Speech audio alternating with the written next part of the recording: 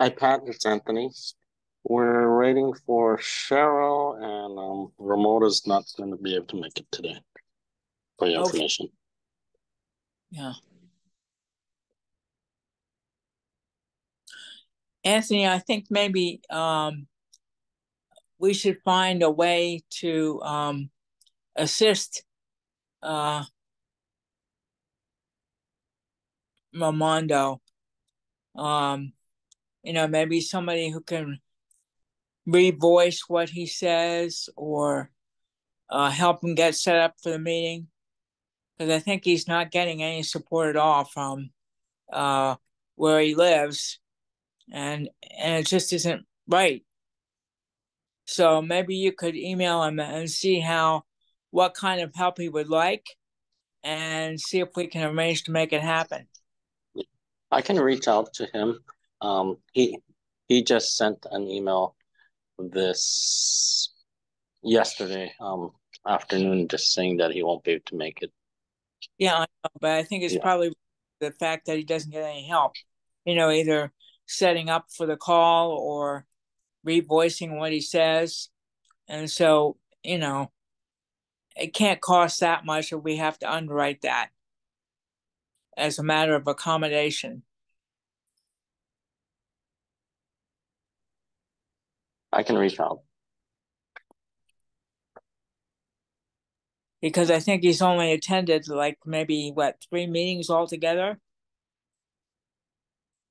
Not very many. And I don't think it's because he's not interested.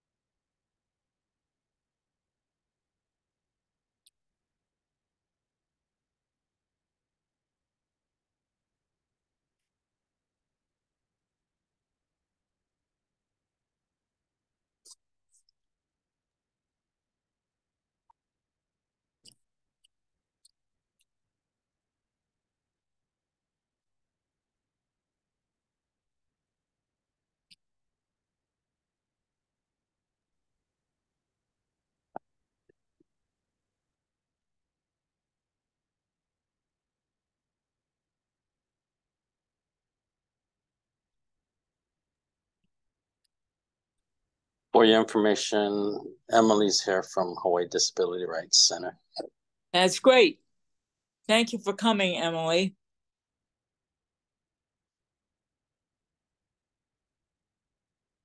Well, thank you for inviting me. Yeah, I had a chance to meet with Lou and the new head of Enduran at the PACRIM. Oh, right on. And she is really a very well informed person about voter related issues. And I think that we definitely have to simplify the electronic verification process. Yeah, yeah. And so, and also, I think it'd be great for this committee to reach out to people with disabilities who are voters between now and the election and see, what things they're interested in learning more about. So if we can partner with you all to do that, Yes, yes. great.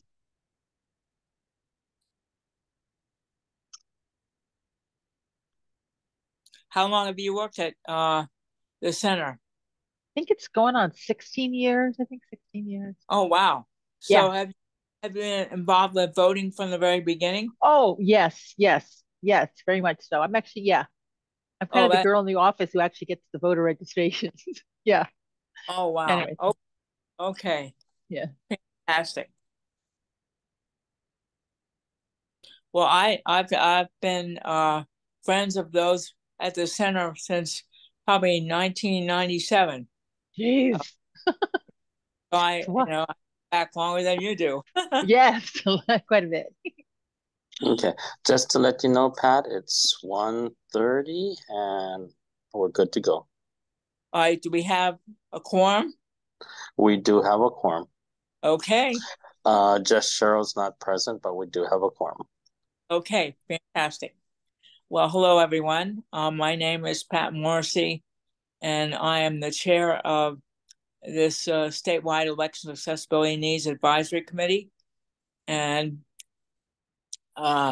this meeting is being conducted by video conference and telephone. Committee members, please keep your cameras on for the duration of the meeting. And now I'd like to call the roll. I know that Ramoto is not with us. Katie Kime. Katie Kime, present, board member. Okay. Cheryl is not with us. James Gashel. Yeah, Gashel right here. Okay, thanks, James. And myself, Patricia Morrissey, I'm here. And I also think for the rest of us, it'd be nice to know who from the state government is also on the call. So would you organize that part, Anthony? Maybe call the roll of the people from the government that are on the call. Okay. Anthony from the Office of Elections and Netherlands Bueno. And Okay. is there one more person? I'm not sure if the AG's office is here at this moment, but yeah. Okay. Okay. If they do join us, maybe you could let us know that, all right? All right. Okay. Pursuant to HRS 92-3.5, members are required to disclose if anyone is present with them for this meeting. Committee members, is anyone present with you for this meeting? Gashel here. Katie Kime and I are at the same location, and there is nobody else at this location. Okay, great. And I am by myself. So I think Katie Kime, I would confirm James's statement. Thank you. Okay. As a reminder to the public, your microphone will be muted until you're called upon. All right, next, the topic is public testimony. As it relates to public testimony, it will be taken after each agenda item. I think that's a good process. If you would like to testify, click raise hand under reactions on Zoom. If you're joining us by phone, press *9. And I'm assuming that Anthony or Netaline will keep track of anybody who has their hand raised. When recognized, unmute your microphone and for the record state your first and last name and the items you will be testifying on. To ensure that we have sufficient time to hear all testimony, each testifier will have 3 minutes to testify. Once your time has expired, you will be asked to conclude your remarks. As technical issues may arise, we will give each testifier a few moments to try and resolve any connection issues. However, if the issues cannot be resolved, we'll have to move on to the next testifier. Okay, now we're going to proceed to the agenda. The first item on the agenda is approval of the minutes from May 23rd, 2023. I've read through them and they're very thorough. Thank you, Anthony and Netaline, for that. Katie, do you have any additions or changes? Thank you, Pat. I do not. Okay. James, how about you? Gashel, and no, I don't have any changes, and I move that we accept the minutes. Okay, I second it. I just had one item to note. Okay. That will on the top of the minutes has the name special needs advisory. Will make that edit to reflect election accessibility needs advisory committee. Guess I didn't catch it. I didn't. None of us did. Nice job, Anthony. Thank you. After all that legislative work, thank you. Okay. All right. So the minutes, I think, have been the minutes from May 23rd, 2023 have been adopted. And now we are very fortunate today to have Emily Wilkinson with the Hawaii Disability Rights Center joining us to talk about their efforts for related to voters with disabilities. And before we began formally, Emily explained that she's been with the Hawaii Disability Rights Center for 16 years. And during that whole time, she has been focused on voting. So I think she's a great resource that we can tap not only today, but in the future. So Emily, why don't you go ahead? And Hi, everyone. As Pat was saying, my name is Emily Wilkinson. I'm with the Hawaii Disability Rights Center. And for those of you who don't know, we are a federally funded program that offers a variety of free services to people with any type of disability, a physical disability, developmental, mental health issues. I think Anthony, well, to give an overview, we do a variety of things. We do the advanced health, mental health care directives. We advocate with the school system for people who have special needs children to ensure that their individual education plans are being followed. We advocate if someone has disability and is going to work, that they have reasonable work accommodations so they can complete their job. Things like that. I sent to Anthony the flyer that lists our free services. I thought that might come in handy for people to maybe take a look at later. But in regards to our voter registration, okay, for myself, I do presentations at the mental health clubhouses, dual diagnosis facilities, case management with CER, community empowerment resources. And I always do voter registrations at that time. And I stress the importance of those of us who have disabilities to vote. So there's a united block of us. Our government officials know there's a united block of us with disabilities voting. So they'll pay more attention to the issues that affect us. I also I set up the public events. Like last year, we had it here at the 4th Street Mall open market. Post the election, we had it for a couple of months, twice a month, getting people registered. And as soon as the debates start getting going, I'm planning to start doing that again at the different open markets to reach, a variety of people and get them registered to vote. Emily, can I ask you a question about, this is Pat Morrissey, Yeah. about, do you also set up opportunities for candidates to speak to voters with disabilities, either via Zoom or at meetings? No, because I think we want to just remain we don't want to act like we're supporting any particular party. We just want to remain neutral. Just get them registered to vote. That's what our grant is specifies. But if you invite everybody who's running for a particular office and only some show up, that's not your fault. So, well, we haven't done that in the past. I guess I could look into that, but I don't think it's with our grants. Yeah. But that is an interesting thing. I could look into that and see if that's something by my boss, that's something he'd like us to do. Certainly look into that. You may be aware of the fact that we did a survey about, it started last November and lasted through March, I think. And we didn't get a lot of responses. I think we got a total of 82. But one of the things that people mentioned was the fact that they would like to have more information about candidates. And so 2 things that occur to me. I mean, we don't take sides either on this committee. Right. But I think that, maybe jointly we could maybe arrange some Zoom coffee shop. Yeah. I think. Yeah, okay. I'll run it by my boss. Sure. Yeah, who wants to explain? And then the other thing is, that is an issue that we've talked about quite a lot at one of our meetings, was the and I can't think of what they are. James, you're going to have to help me. Those things that are on the ballot that are written in language that nobody can understand. What are Are you talking about the alternative format ballot? No. No. The you know, like the things that voters are asked to vote on. You know, Oh yeah. Well, the questions like yes. Constitutional amendments or things like that. Right.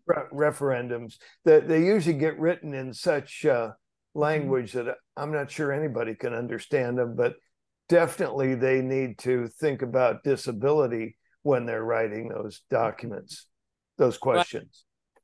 So what I was thinking, Emily, is maybe we could join forces and help at least have a chance to be in the meetings where the language that's drafted for these things can be written in English. I think sometimes they're in such a awkward way that nobody knows clearly what they're supposed to do, and so people are, what you're voting for. I never know what I'm voting for. I just kind of exactly. It's like, what are they asking? And then the third thing I thought we could work on together would be something that we could help candidates write their messages to the public in plain English. You know, I don't know whether they'd be interested, but it'd be kind of like a service, you know, and we could maybe have a workshop for them and just have somebody who's an expert on plain English or somebody with developmental disabilities who's been involved in translating stuff into plain English. Right. And I think that would be very helpful. But those are three things. Okay. And so now let me open it up to Katie and Katie, why don't you go first? Do you have some questions for Emily? Jim Gashel here. I do. Okay, so Emily. I just lost my Zoom. Yes, sorry. Yes. Okay, you're there. All right, good. So, you know, I'm glad that we've got together for this meeting and hope it's the beginning, not the end. Yes. Okay. All right. And now this committee was formed as a result of legislation passed in 2021, and our mandate is totally around election accessibility, registration for sure, but also participation in the full electoral process, voting, and I guess anything else that I don't know, some Pat or somebody could maybe we have to define our total scope, but anyway, it's accessibility. And you've mentioned registration quite a bit, but could you talk about a little bit more about what you might do in the area of making recommendations for accessibility of the voting process? Okay, good question. So I'm just kind of taking over this part of it, but in the past, what I do is I kind of refer to literature that Anthony has sent our agency, that it covers like the different, if you need like a ballot in a different format, so things like that. So I'm going to need to study more personally on it, but we do have people in the office who know more about that.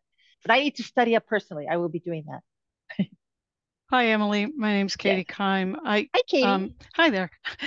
In follow-up to Jim's question and your response, you being new on board, you may or may not be aware that besides the statewide accessibility voting board that there are also county boards specific to the fact that the county offices manage each county's elections. Okay. And so your office, I'm kind of pointing back at you now.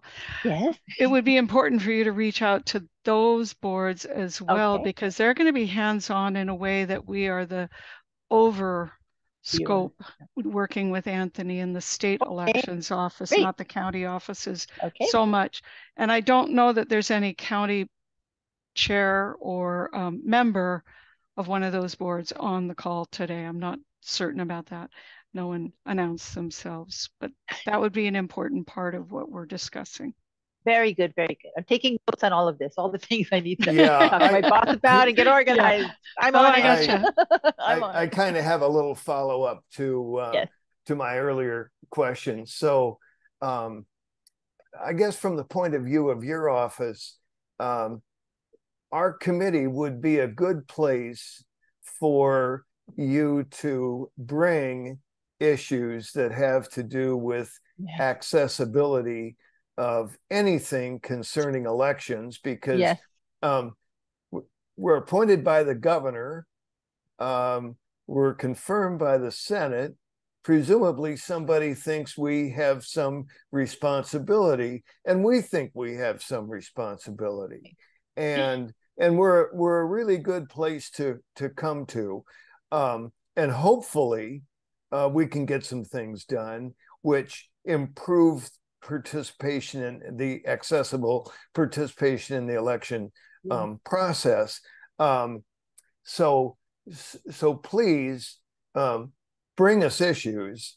We're ready. We're available and ready to take them on. Very good. I know that last year we do get people calling into intake who did have some issues. Last year, I know we did get some calls, that people submitted their issues they had. So yeah, so I'm sure it was followed up with our intake, but I know there were a few people. It would be helpful to know what those issues are, Yes. Emily, because in the way that Pat had referenced, we'd put out a survey. They may be the same as what we saw in the survey, but because we had a smaller population of responses, they may have missed out on it. And because, as Jim said, we think we're been assigned a responsibility, and we try and take that seriously. And we work closely with Anthony's office, so it's teamwork here for sure. But it'd be helpful, any of those kinds of things you get from individuals, to bring it back to us. Okay, I'll ask the intake to inform me of that. Well, you see, before this committee existed, some of us used to have issues that we thought the Office of Elections needed to know about, and of course the only person that we ended up talking to was Anthony, and Anthony's a really nice guy. Oh yeah.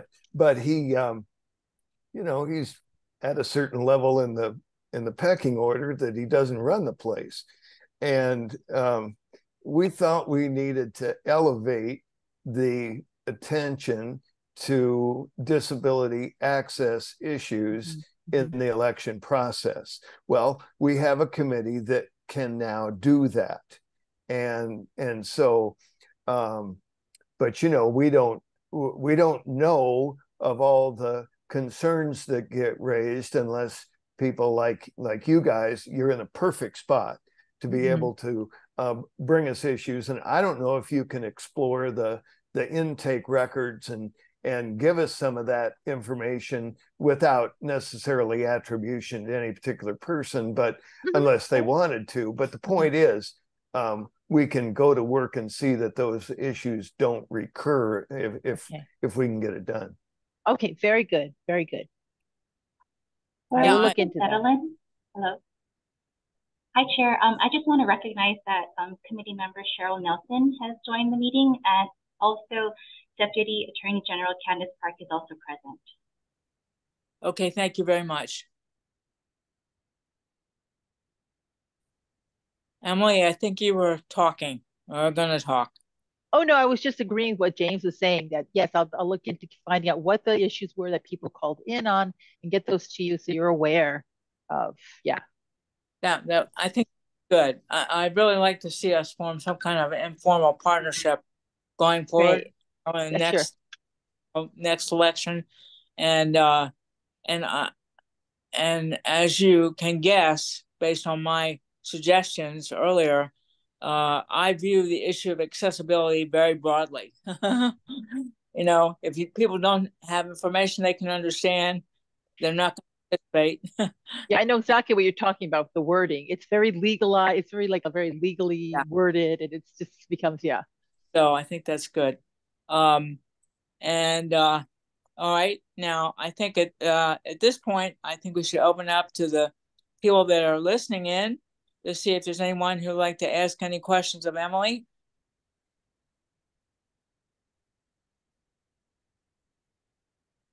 No hands currently raised. Okay, okay. And I apologize, Anthony. I know the second item on the agenda was a report on the status of recommendations from the Office of Elections. So I think we'll go to that now. And I hope, Emily, you can stay with us for a while. Okay. Something comes up. Okay? Sure. So we'll go back to a report on the status of recommendations made by the Office of Elections by the committee. Okay, thank you, Chair. You're welcome. The committee recommendation to OE to explore ways to streamline the ballot delivery and return process and electronic authentication. So, met with enhanced voting, conveyed challenges shared by the public and the committee.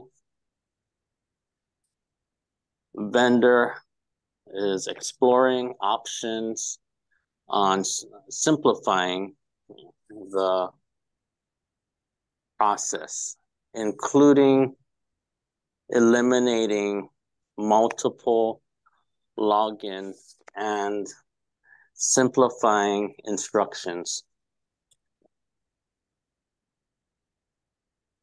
Okay. Next one is under Tusk. OE connected with Tusk, who provided a demonstration in regards to their voting process. OE saw that the mobile voting process had similar process with the enhanced voting system. Allows for a voter to access ballot through a portal.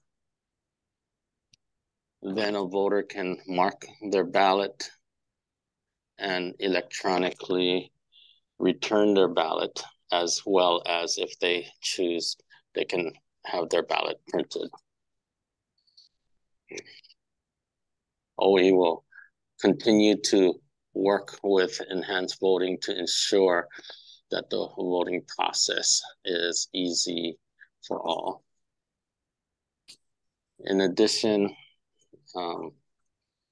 the committee recommended to reach out to the legislature for a $10,000 appropriation within the budget. We'll work with the committee and assist in submitting a budget proposal to the legislature for review. And that summarizes the report. Any questions? This is Pat. Anthony, do you have any idea when your vendor for the voting is going to get back to you on how they suggest we simplify the, the verification process? Hi, Pat. This is Nettlin. I can speak on behalf of that. We are currently working with the vendor. So we did, as Anthony mentioned, we've brought up the concerns, and so they've gone back with the concerns that we have, and then they'll go ahead and provide us some kind of a demo for us to try, just to see if it streamlines the process. And so we'll definitely keep the committee up to date if regarding the updates they'll be able to make for the coming election.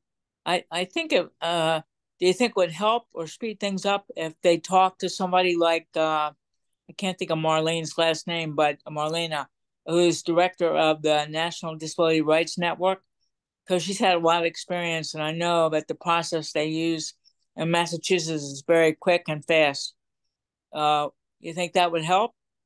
If so, I can give you, her contact information. Yeah, I mean, if you could share the contact information, and we'll get in touch with Marlena. Okay. Yeah, I think that might, it might give them confidence too, is if they're leaning in the right direction. If what they're doing, when they explain it to her and she agrees with them, that'll make them happy. So I think anything that we can do to speed things up will be helpful. Jim Gashel.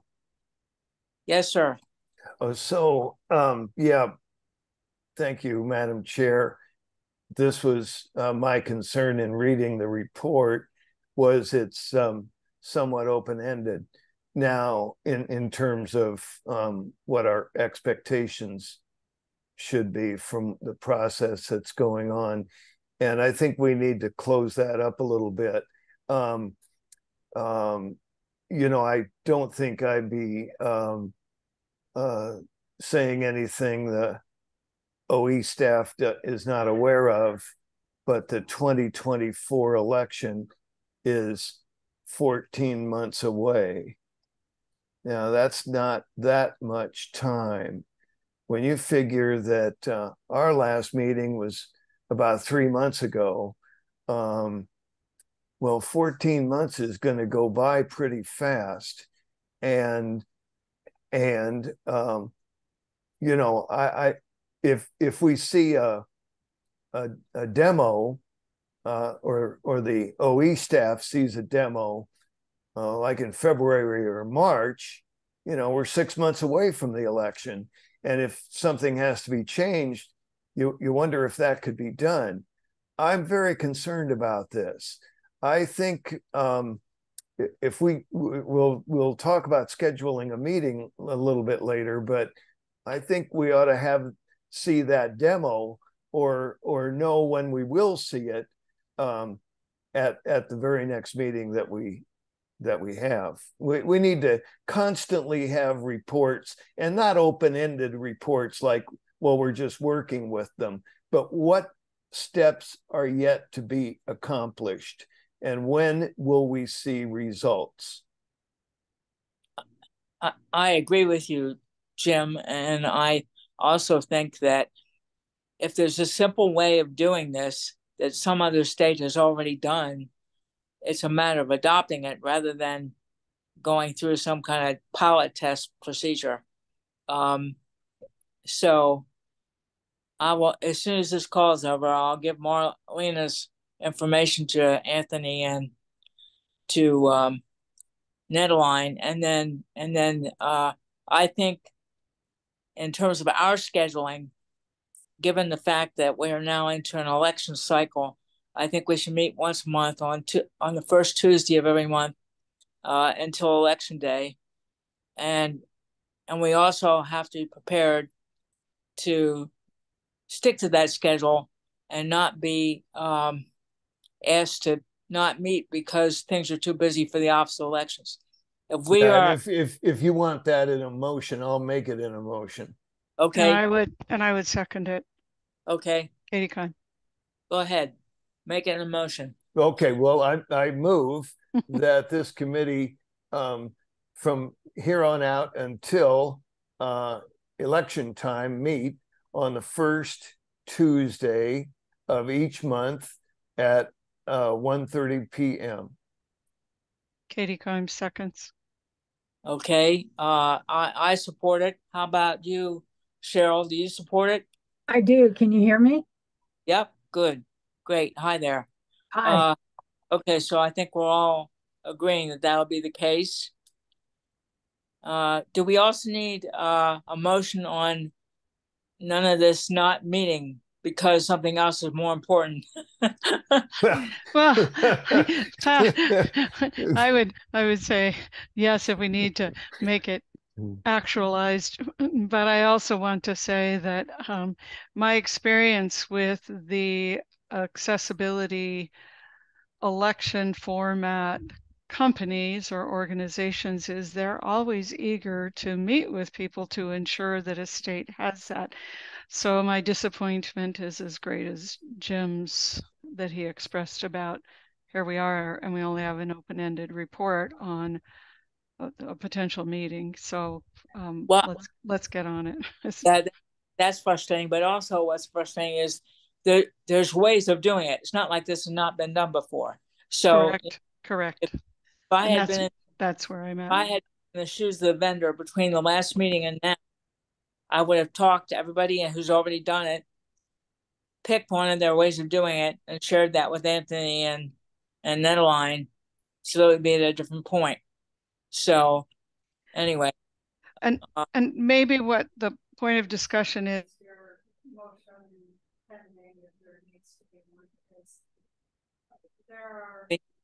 I think froze up. We don't hear Katie, I don't think. Yeah, she froze. Yeah. Kind of like McConnell. No. Yeah. No, okay. Am I muted okay, still? You're good now. Okay, sorry about that. I have no idea when I went to unmute, it said muted, unmuted, whatever. Here I am. I guess maybe where we can get feedback on this motion pending if needed is that I think any one of us on the committee at times doesn't always know the specifics about what we can and can't do between meetings to get something like this going because of the sunshine laws and other aspects of a public meeting. But I think ongoing pointers so that any one of us can help, like Pat said, putting something together or contacting people or what we need to do to get that going. Well, I think, maybe what I will promise to do is I'll share Marlena's information. I'll email or call Marlena myself, tell her to expect a call from the Office of Elections, and then maybe she can quickly put the Office of Elections and maybe even the vendor in touch with people that are doing the right thing and see if that expedites things, and then ask everybody that I talk to let me know how things go.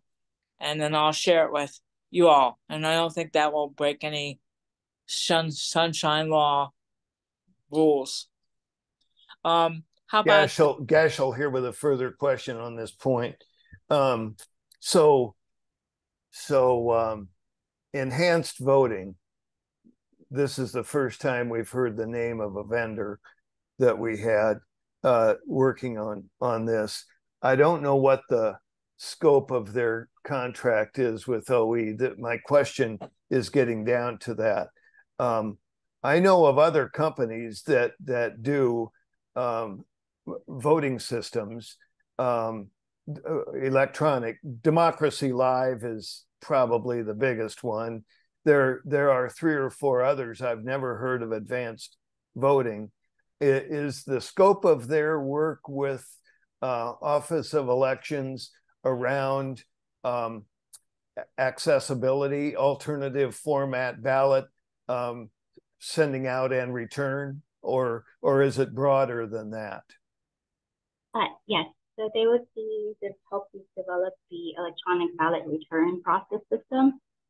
And they are actually a subcontractor to our voting system vendor, which is Hart Intercivic. So we are working with Enhanced Voting on helping develop the alternate format ballot. Okay, so did I understand?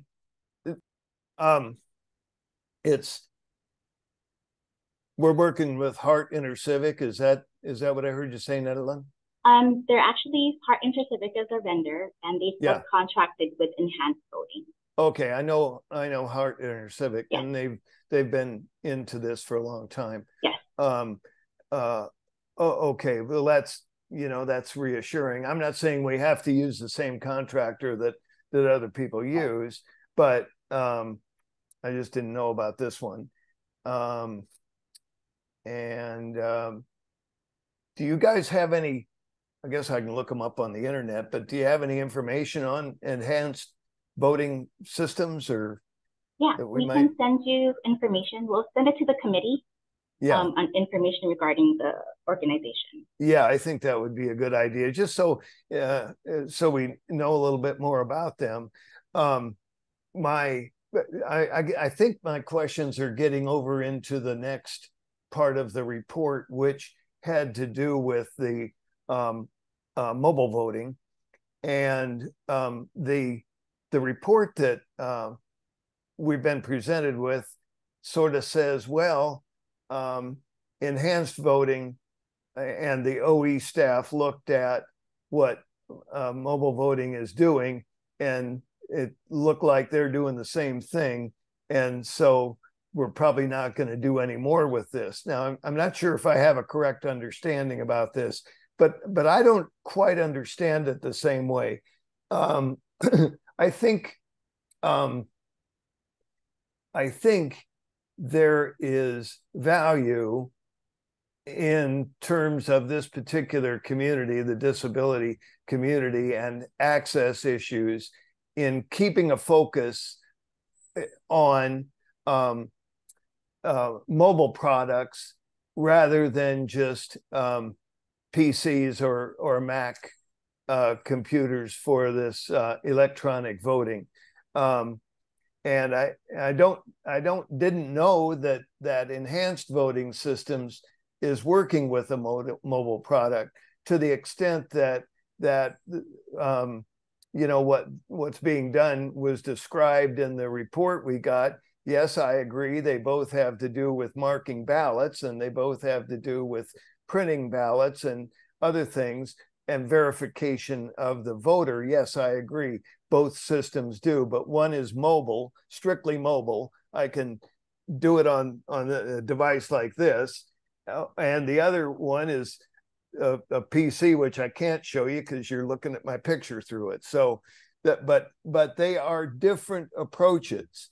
And I think that the direction of disability access technology has gone quite a bit toward making the mobile products very, very accessible. And I don't know if anybody else agrees with me, but I think that's the future. And so I don't think we should just say, well, we're working with enhanced voting, and they're developing products that run on a PC, so we're not going to work on mobile voting. Can you comment on that? We'll have, I'm not too sure what, in regards to this mobile voting, what enhanced voting we're working with them on is the electronic ballot system. So like you mentioned, it's a system where voters can go to a portal, retrieve their ballot, mark the ballot, and they can either return it via email, or they'll be able to print the ballot and then mail it back themselves. That would be what we're working on with enhanced voting. Mobile voting, I think we might be talking about two different types of mobile voting. Yeah, so that's my point. That's my point. I think you got it. You have to have keyboarding skills to do what enhanced voting is doing, and keyboarding skills, some people have that. Okay, that's true, but some people don't.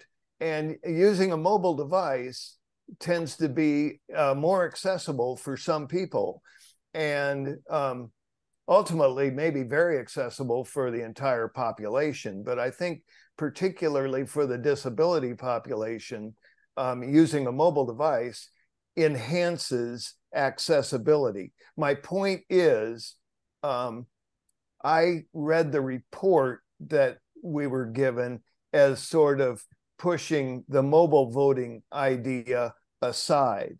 And I don't think we should do that. I don't think, at least I don't on this committee, want to see us lose track of pursuing ultimately a mobile voting option. I'm not talking about the upcoming election or anything like that, but I am talking about continuing to monitor and be aware of and test the mobile voting products as they develop, because I promise you they are developing.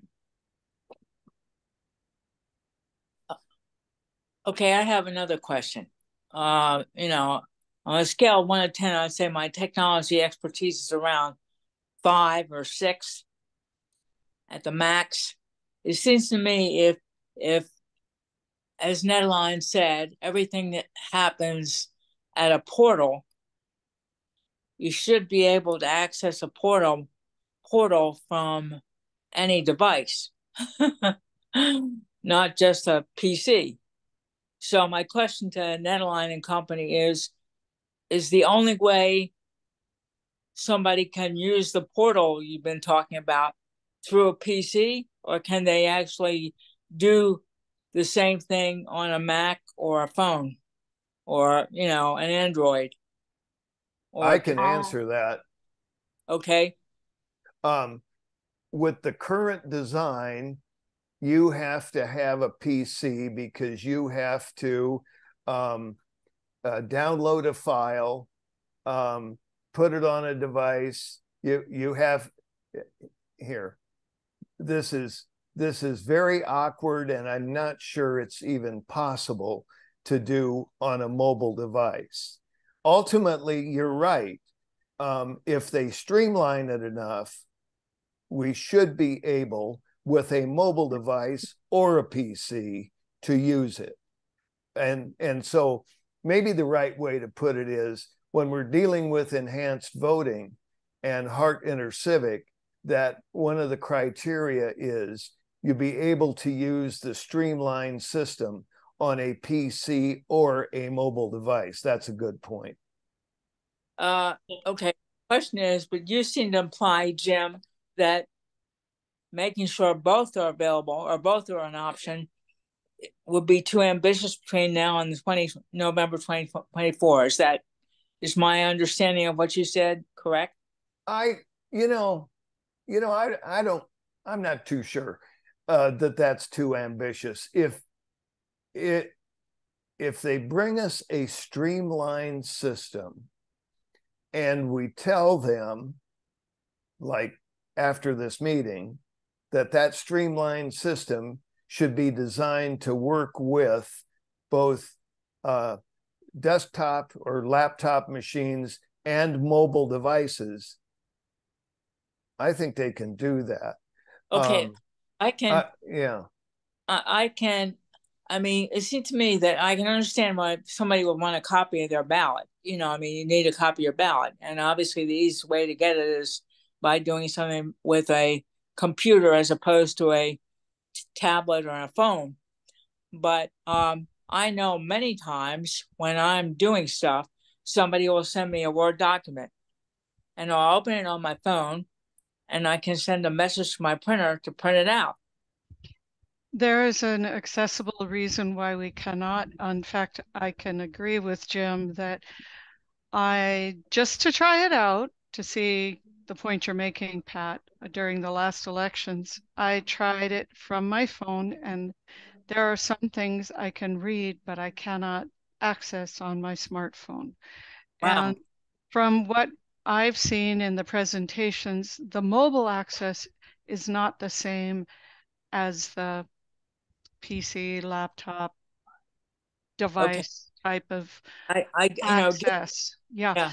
And whether they can streamline it or not, both exist and both can be used. So I don't see the reason they can't have it accessible as a streamlined unit by the current elections coming up. Yeah, and Madam President, if you tell me that the way to do it is to print it on a printer, yes, I can do that too. I have a printer and I can send it from my mobile device to a printer. I can't read the print output. So that there the accessibility goes out the window. So okay, yeah, so but I think they can. I think if they're told we want the solution to include both desktop, laptop, and mobile devices, I do think they can do it. I don't know whether they can fully implement both by the next election. They may have to come along with the mobile a little bit after, and I'd be willing to tolerate. I just don't want to leave mobile out. Yeah, I understand. Okay, now I have a couple questions. My first is that, or statements, I guess, that I don't want us to suggest or recommend anything that'll give anybody an excuse to do nothing by the 2020 election. And I also, if in fact these two systems actually exist and do work, we could ask the vendor to basically create two parallel systems, okay? And a person can choose which one they want to do, and then whatever the technological operation process is will be different, but they can do one or the other. That they may have it already, parallel systems. Yeah, we're not. I have no idea. We're not asking for an integrated system. We're asking for somebody to be able to access voting either way. And that's the point I want to make, because I don't want to slow things down or up. I definitely agree with that. Absolutely, Pat. I think what we need to do is encourage moving from where we are, and that's on a PC-based system, to streamlining that, but in the process keeping in mind the ultimate objective of mobile too. Yeah. And then then another observation I make, because I'm a political animal with a small p here, assuming that these guys bill by the task or bill by the hour, and so they want to come up with a solution on their own rather than finding the quick and easiest way to do it. And if they have to use somebody else's process, then they have to pay some kind of fee. I want to know where the whatever the subcontractor is right now in their effort. You can send me an email about that, Anthony. Like, where are they, and how are they going about what they're doing? Are they negotiating with other people that already done it to buy their license or whatever, or are they trying to create it on their own? Because the answer to that question will tell us how much time we're going to have to spend waiting for a solution. We'll check on that question. Yeah, so I think what you're saying, and I think what she's saying, Anthony, is, Madam Chair, please correct me if I'm putting words in your mouth, but what we need is a progress report from the vendor. Not that you talked to the vendor and told them this, that, and the other thing. That's good information, but we do need a progress report from the vendor. And not only a progress report, but how they're going about whatever the hell they're doing. I mean, like, if they are facing an opportunity where they can make money for a 40-hour effort versus a 10-hour effort, guess what? They're going to take the 40-hour effort. Gotcha. Yeah. Okay. Why don't we open it up to people on the call? Are there any hands up, Anthony?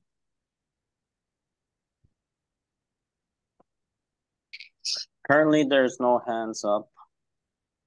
Wow. Okay. So the next one is a general discussion on issues for voters with disabilities. And so that's kind of open-ended. Maybe we could ask the participants if they have some things they want to bring up at this time.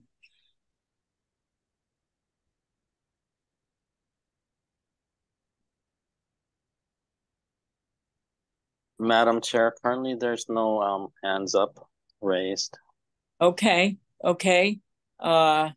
Jim, how about you? So, yeah, I have a couple of points. Just a minute here. Let me hang.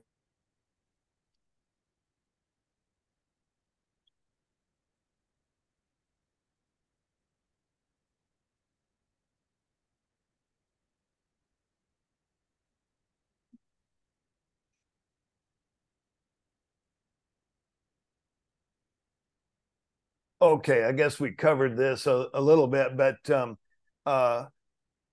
in our last meeting, we discussed the fact that although the committee name change was made, there is at least one and perhaps other places in the current election law where the phrase voters with special needs appears and has not been substituted with accessibility needs and taking out the word special. And we wanted to go back and cover that so we get rid of this old language that the bill that just passed, renaming the committees, didn't do. And so the charge is to the Office of Elections to have somebody look at the election law and report back to us specifically, or present us with a bill. That would be better. Present us with a bill that removes and replaces the old language with new language that's consistent with the name of the committee. So that bill could be presented to the next legislature. And I didn't see any report in the status report from the OE staff on what was being done in regard to that, but that was in our minutes from last time. I put that as a question. Is anything being done on that?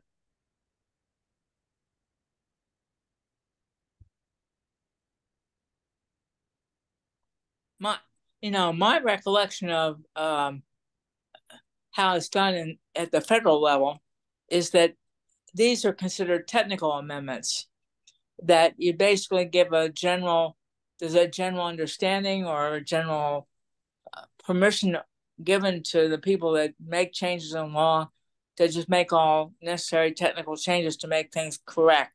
Are we sure that that's not? Yeah, Madam Chair, we are sure. I've had a discussion with Senator Rhodes about this, and he's aware that there are some other places where voters with special needs still are in the law, and that language was not replaced by the amendments that have to do with the name. Now, I don't know, I'm getting too far in the weeds here to be able to say, but there was a Supreme Court decision that allows bills in the legislature not to go further than their basically than what's covered in their title. And since there are places that are outside the scope of the names of the committees, the code writer can't just change those. A bill has to be put through that does change them. Now, if the office wants to talk to Rhodes and they all agree that they don't have to be changed and they will be changed in some other less formal matter, that I'm fine with that. But I just don't want to see voters with special needs referenced in some places and not in regards to the committee. Okay. No, I don't have, I understand what you're saying. I'm just saying that at the federal level, I think it's easier than here in Hawaii. But so do we have to make a motion to ask the Office of Elections draft legislation? I think no, you don't have to. You don't have we to. will Okay. working on a follow-up in regards to the process in order to have that updated. Okay. Well, Okay. one section for sure, Anthony, this may help a little bit. One section where voters with special needs are discussed is, I think it's 11-107. It has to do with this electronic transmission of ballots. And you'll find voters with special needs are still in there that way. Okay. I'll make note of that. Right. Thank you. Okay. Do you have other things? Yeah, I do. So I was thinking that you know, mindful of the fact that we have the upcoming election 14 months away. I think we've talked about it in this committee before about being sure that the various methods and issues that arise for voters with accessibility needs need to be talked about in the public relations in the outreach that is done by the Office of Elections around voting, and that voters with accessibility needs should be mentioned in every public announcement. And I'd like to, at the next meeting, have a presentation from somebody in the Office of Elections about what their plan is to do outreach around voters with accessibility needs. Yeah. So whoever writes the information that goes on the website and is distributed by other means, they have to be the ones we urge and request and demand include that phrase and everything they generate. Yeah, and it's right. Go ahead. I'm sorry. One thing if Anthony tells them to do it, it's another thing if they hear it from somebody like Jim Gaschel. Well, or the chair of our committee, and you know, and I think it was a good thing we had the electronic guy. I can't say his name right now, but his name's in the minutes. We had him at the last meeting. Mm-hmm. We should have the outreach person or people at the next meeting to tell us what their plan is to include access needs in all of their PR announcements. Yeah. Now, Anthony, I want to ask you a question, or you and Ned on a question. Do you guys ever sponsor like candidate forums or give candidates TA on how they develop messages for the public? Hi, Chair, this is Madeline. No, we do not get involved with anything campaigning. With the Office of Elections, we do have to stay neutral. But I do want to let the committee know that we are working on a digital voter guide that will be available for 2024 that will include candidate statements. So these are statements that the candidates can submit that will be included in the guide so that the public are aware of who the candidates are for 2024 and any information they'd like to include. So that will be available. Now I'd like to ask the question of the lady from the General Counsel's office, or the Attorney General's office. Now, I think before you joined the call, we talked with Emily from the Hawaii Disability Rights Center about the possibility of having a technical assistance meeting with candidates to suggest to them how to write their messages to the public in plain English so that a broader sphere of the voting population can understand what they're talking about. Is it all right for us to be involved in something like that?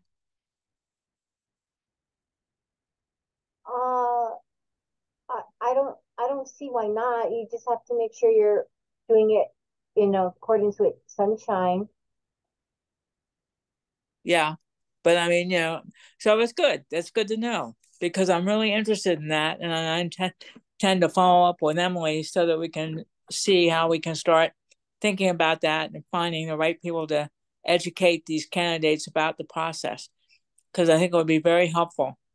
And then, okay, my second question for Nedelin. I have a second question, and okay, that is, sure, yeah, go ahead. Those, oh God, what are they called?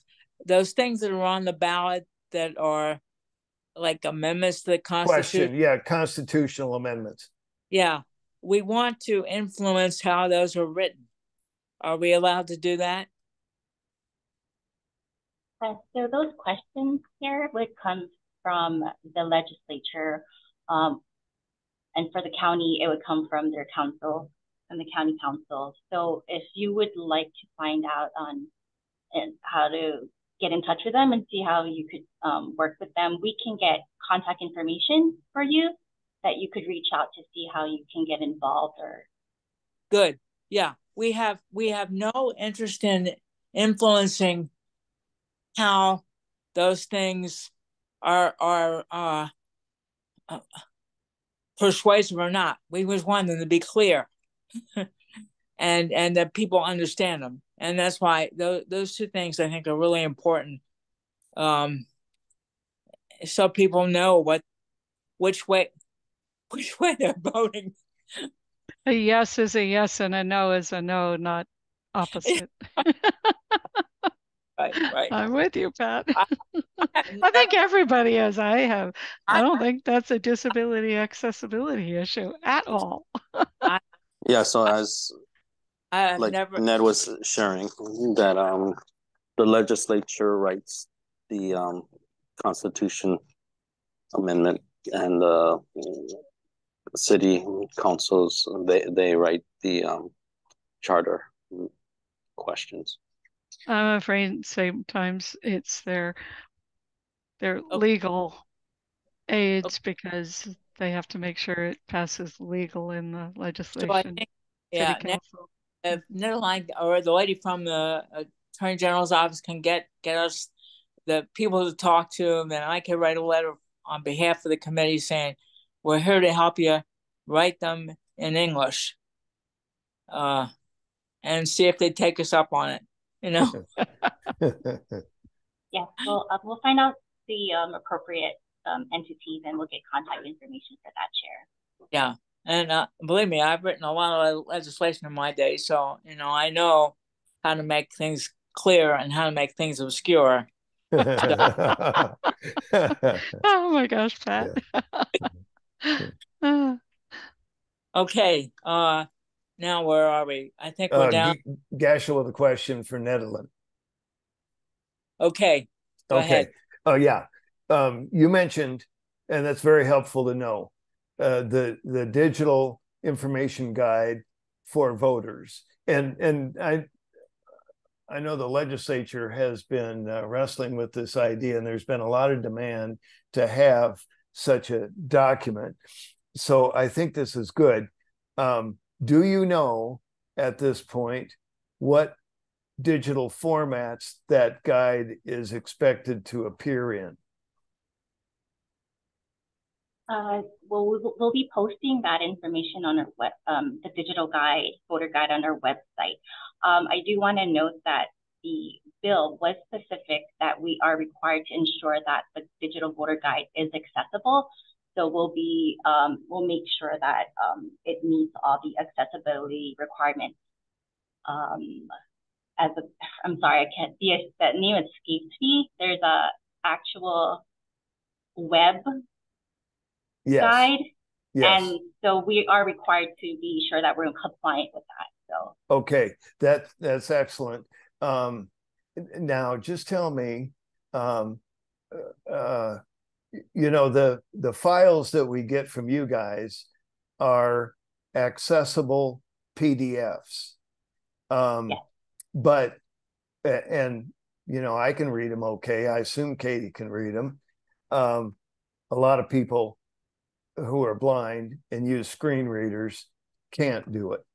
Part of it's training and part of it's the technology they have available to them.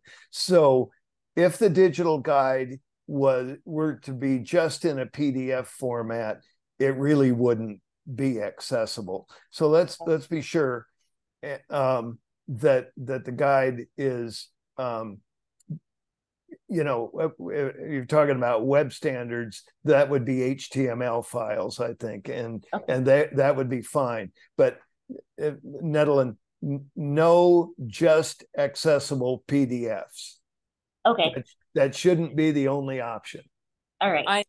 I think another thing you could do that would be thinking out of the box and probably blow everybody away would be if you approach audiobooks and Audible from Amazon and say, would you like to make our voter guide accessible in an audio format to the people that live in Hawaii? I mean, wouldn't that be amazing? Nobody. Yeah, actually, that's right. That you're right about that. I mean, as a public relations move, if they would do that, I mean, that would be so sexy. That would be picked up by CNN. It truly would. It would be. Office of Elections would get a great gold star for that one. Yeah, and I mean, we're not talking about rocket science here, guys. You just get Meryl Streep to do the audio, and there you go. It would be great. I'm with you, Pat. Yeah. If I had a voice that could be tolerated, I would do the audio for you. But I just think that it would be an amazing thing. It'd be right up there in the category with that kid at the University of North Carolina after that murder last week, when she put text messages only on the first page of the newspaper, and now that's gotten hits all over the world. This idea is in that same category. So, okay. Does anybody in the public have anything they'd like to share with us at this point? No hands currently raised. Wow. Either they're all asleep, they all left, but I saw 16, so that's good that we had, besides the 7 of us, that means we had, and Emily, that means we had, what? Oh, my math's not good. 6 other people. That's good. Okay, we've already agreed that we're going to meet every Tuesday at 1:30, first Tuesday of every month at 1:30. So that takes care of us through November 2024. Is there anything else that anybody wants to raise before we adjourn?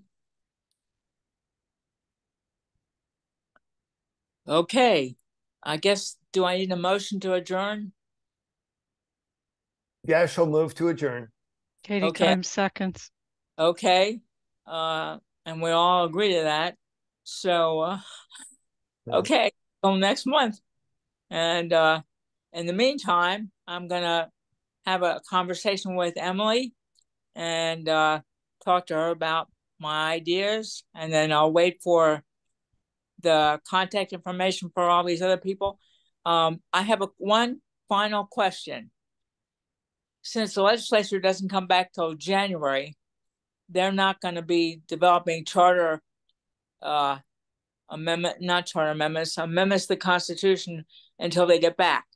But the county councils could be doing that before then, correct?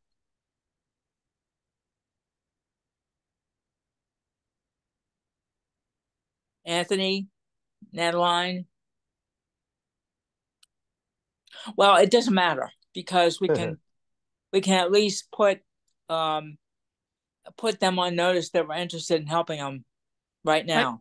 I think that, sorry, I know we've made the motion to adjourn, but I would agree with you because October is when the conversation of proposed bills comes up. So although we have that, but we also have confirmation it would take a bill for language as well as moving forward in constitutional amendments. So okay, good. Yeah, I'm sorry. Chat now, not January. Yeah. Right. Okay, great. Well, I'll see you all next month. And so have a good 4 weeks. All right. You too. Thank you. Thanks. Aloha. Bye-bye. We're